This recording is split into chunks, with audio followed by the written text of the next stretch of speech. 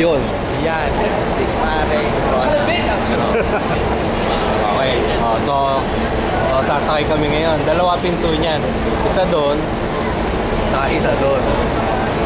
ngayon, doon sa bandang gitna, nandun yung turo mo. Yan o, napakagandang bus. Napansin niya, yung pintuang yan, delikado yan, no? Marami nangyayari sa pintuang yan, ha? Yung mga naiihi at natutumi. Kaya, punta na tayo sa taas. Tingnan na natin kung ano yung pintong yan. Ito siya. Ayan.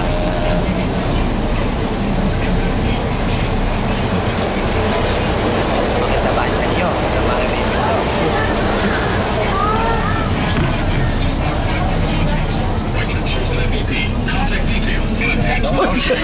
Nauntog na po yung kasama ko.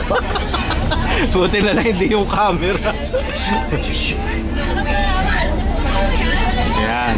Sa lukuyang umihiga na si Ponching sa kanyang sleeper seat. Ready na? May double deck to eh. Ayan, may double deck siya doon. Tapos hanggang likod. So ilang minuto na lamang aalis namin. Sana maging mahimting ang tulog namin ito. Sigurado yan. Iligilaw na kami. With matching television pa yan. Oo nga, tama. Parang sarili ni Pare Ronald yung television eh, oh. Nandito ba?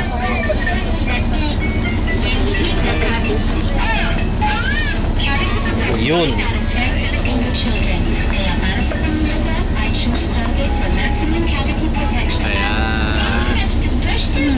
Dito. Nakakita na Madre kaya kasi natin yung Madre taglugan dito. Hanggang doon sa harap.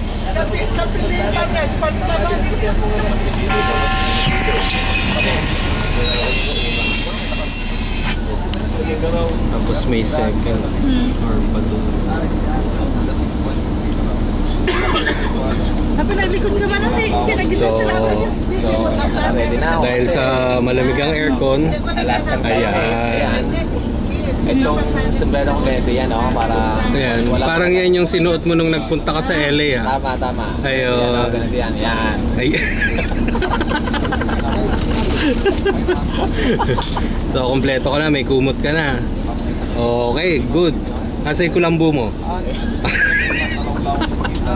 wala kang kulambo. So, kailangan magpunas ka ng anti-lamok. Sige, pwede ka na matulog. Kumain ka na ba? Sa stopover na tayo. Stopover. Sige. So, sa stopover na lang kami magkikita uli. Okay. Bye. See you. Thank you.